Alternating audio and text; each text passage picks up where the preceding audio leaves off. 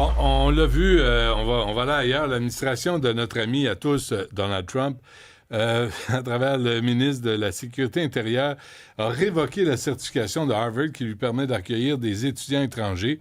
On parle de 6 700, à peu près 27 % des effectifs. Normand Cornett est avec nous, historien en sciences des religions. Monsieur Cornett, bonjour. Bonjour. How are you? Très bien, merci. Bon, parfait. Dites-nous, vous avez enseigné à Berkeley, vous? Non, je suis un ancien de l'université de Californie. Vous avez étudié à Berkeley, OK. Oui, parce que là, en 72, vous étiez trop jeune pour enseigner. Ouais. Et vous avez fait du trouble à l'époque. Non, j'étais sage. Ça brassait dans les universités. Ici, là, oui. Ouais. Ah oui, ici. Mais les universités américaines, juste pour avoir une image, c'est un endroit où on brasse des idées depuis toujours. Ça l'était. La question actuelle... Ça l'était. Ça l'était. C'est que la question monétaire est devenue la plaque tournante. C'est-à-dire? Le financement durable d'une université, et Trump en est très conscient. Vous parliez des étudiants internationaux à Harvard, et eh bien, il compte pour 20% du revenu. Chaque étudiant étranger à Harvard doit payer 102 milliers de dollars en frais de scolarité par année. Aïe, aïe. Et les étudiants internationaux comptent pour 27,2% des inscriptions. Alors, quand Trump, il dit non, c'est fini, eh bien là, on vient de faire un coup à Harvard University. Pourquoi Trump s'en prend aux universités américaines, en particulier à Harvard? Les universités, les élites comme Harvard, ce sont des forteresses des idées libérales, progressives et en quelque sorte des modèles intellectuels de la diversité, de l'équité et de l'inclusion. Ce qu'on appelle les woke. Oui. Ah, donc il y a là... il y a là un engagement de sa part. Il va s'adresser, mais il va s'y prendre de façon très concrète, très pratique. C'est par l'argent. Ouais. Est-ce que c'est... Parce que là, on parle de... Trump a gelé 2,2 milliards de dollars en subventions fédérales et menace de révoquer l'exemption fiscale de Harvard. C'est énorme. Est-ce que c'est de l'ingérence inacceptable de la part de l'administration Trump? C'est d'autant plus intéressant cette question puisque, en théorie, Trump et le Parti républicain actuel sont contre l'intervention de l'État. Mais dans son esprit, gardez en tête que 2/3 des revenus des coûts opérationnels de Harvard University proviennent des fonds fédéraux, soit des subventions, soit la recherche, soit encore l'inscription des étudiants étrangers. Donc Trump, en homme d'affaires, dit « Mais puisque c'est moi le bailleur de fonds, je suis un actionnaire avec une grande partie des actions dans Harvard University. J'ai mon mot à dire. Et vous êtes redevable au bailleur de fonds. » Donc, dans son esprit, il est comme l'employeur, il est le patron. Mais il existe la liberté académique. Alors, qu'est-ce qu'on en fait? C'est un grand principe. Vous pouvez bien crier sur tous les toits la liberté académique, mais si vous êtes sans argent, bonne chance. mais Trump fait ça parce qu'il y a eu des manifestations anti-israéliennes, pro-palestiniennes, même pro-Hamas. Et c'est comme là, on mélange la politique et l'académique. En fait, celui qui contrôle, qui détient les cours de la bourse, eh bien, les idées des universités vont suivre. Ah oui. Il est très terre-à-terre, Donald Trump. Pour lui, c'est un homme d'affaires. Il agit en PDG et il veut que vous soyez redevable au fonds qu'on vous octroie. Donc, Normand, ce que vous nous dites, c'est money talks. L'argent règne, y compris sur le campus universitaire des universités élites. Regardez ce qui s'est passé avec Columbia University, avec University of Pennsylvania. On parle du Ivy League. C'est incontournable et toutes ces universités ont le défi d'un financement durable. Oui. Quand vous dites regarder Columbia University, qu'est-ce qu'on doit regarder? Qu'est-ce qu'on doit savoir? Dans le cas de... Et c'est là, en tant qu'intellectuels, les érudits, les chercheurs, les professeurs, les universitaires se posent la question, mais est-ce que c'est au point que Trump risque de déterminer le cursus? Et c'est ce qu'il fait dans le cas de Columbia University avec le département des études du Moyen-Orient. Ouais. Vous avez enseigné à Oui. l'université ici à Montréal. Oui. Comment vous réagissez comme ancien prof universitaire devant cette situation? La liberté, on ne peut pas apprendre, on ne peut pas penser, on ne peut pas faire de la recherche sans une liberté profonde. Mais on vit dans un monde réel. Et donc, ce divorce, cette dichotomie entre les idées qu'on prônait et tous les aspects financiers, monétaires, économiques. Donc, pour Trump, là, c'est le moment, il a l'occasion. Et il faut garder en tête aussi que Donald Trump, son programme, c'est de renverser l'État-providence établi, dans une certaine mesure, par le président Franklin Roosevelt.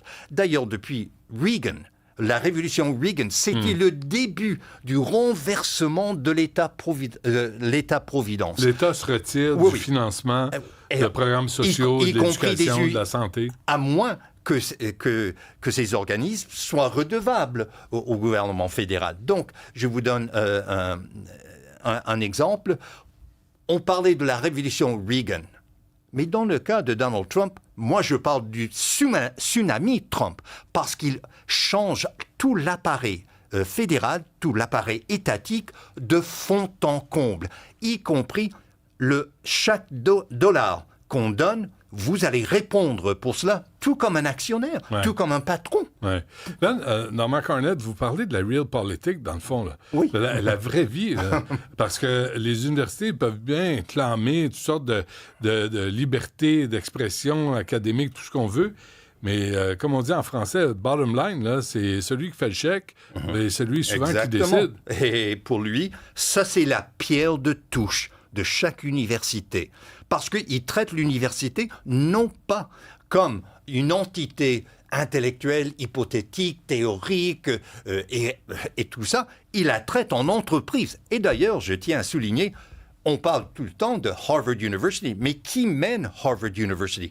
Harvard Corporation. Or, il tient Harvard Corporation redevable à l'État fédéral. Ah, ça change l'image. Ce que vous venez de dire, là, Normand, Harvard Université, c'est emblématique, là. Mais Harvard Corporation, ça veut dire ils sont là pour des profits. Oui, et il faut que ça dure. Ils ont une dotation de 53,2 milliards de dollars. Mais ils savent très bien, pour que ça soit durable, il faut pas puiser, il ne faut pas piéger dans ce fonds de retraite, dans ce fonds de pension. Exactement. Wow. Donc, il tient à avoir un revenu constant.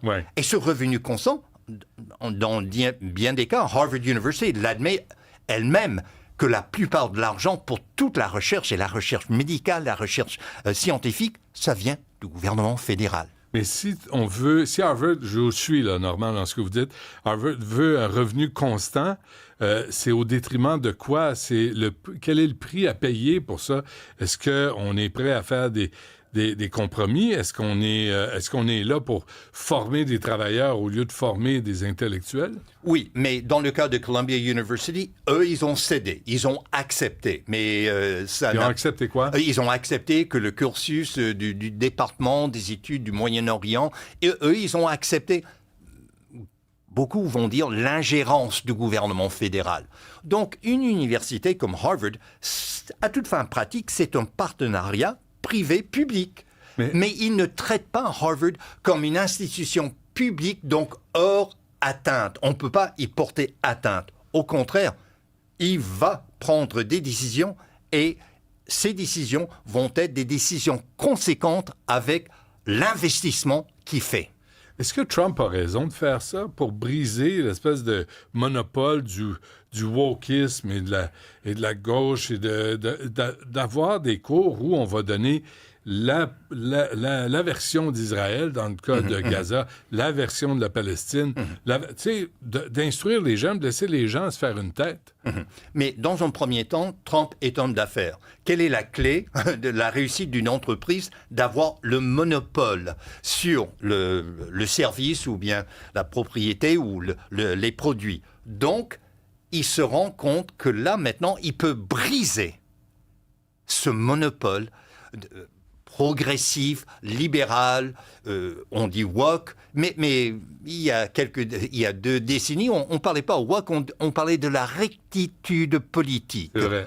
Donc, Trump, il sait très bien que la façon de s'y prendre, si on veut avoir des résultats concrets, c'est pas l'argent.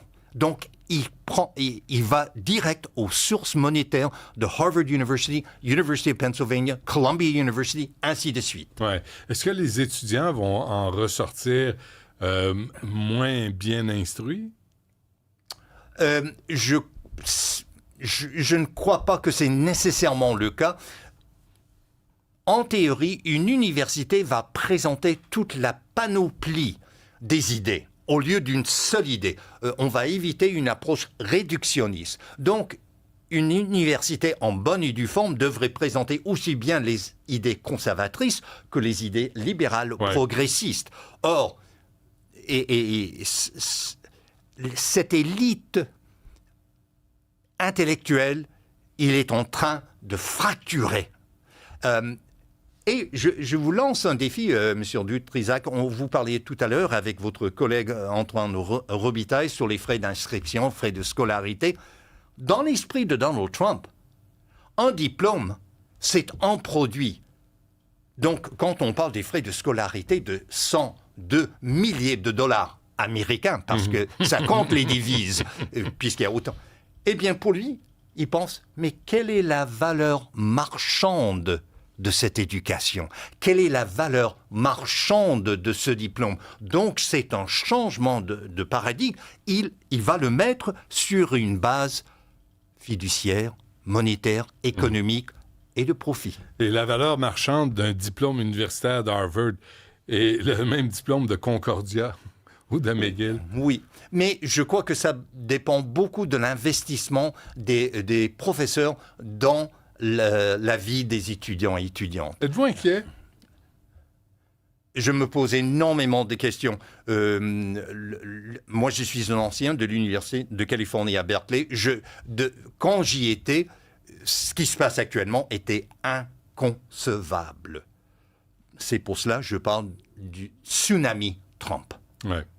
Est-ce qu'il va gagner? Tant et aussi longtemps qu'il détient les cours de la bourse, oui, il va gagner. Ouais. Mais ça va être temporaire. Le jour où il part, peut-être il y aura une autre politique. Il détient les leviers du pouvoir, il les détient pour 4 ans. Ouais. Et déjà, le paysage judiciaire, puisqu'il a nommé 3 juges à la Cour suprême, lors de son premier mandat, il a nommé plus de 200 juges fédéraux, seul le président peut les nommer. Déjà, on le sait, le paysage judiciaire a changé de façon exponentielle avec Trump, et ça va se passer sur le plan universitaire.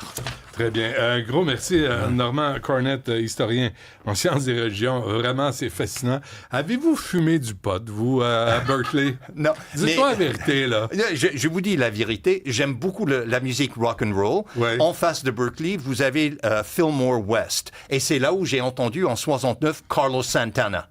En 69. Oui. Alors, moi, au contraire du président Clinton qui lui fumait du pot, il disait qu'il n'en est jamais aspiré. Quand vous entriez dans le Fillmore West, t'as pas le choix. Vous ne fumez pas, mais vous l'aspirez. Ah ouais, c'est la fumée secondaire. Exactement. Vous avez été victime de l'époque. Normand Cornett, un gros merci. Toujours merci à vous, M. Dutrisac.